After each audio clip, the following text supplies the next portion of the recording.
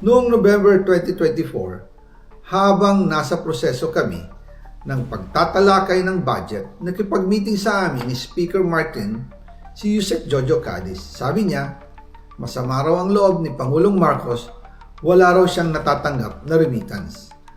At dahil laging napapagalitan si Speaker Martin ang Pangulo mula Setyembre hanggang November, inutusan niya ako na mag-deliver ng 1 billion pesos para kay BBM. Ayon pa kay Yusek Jojo, nang ipaalam niya ito sa Pangulo, ang utos sa kanya ng Pangulo ay mag-ingat at siguraduhin si Yusek Jojo lang ang maghahatid. Ang instruction po sa akin ni dating Speaker Martin Romualdez ay dalhin sa number 30 Tamarind Street, South Forbes Park at ibigay kay Yusek Jojo Cadiz dahil ito raw ang drop-off point na malapit sa bahay ng Pangulo.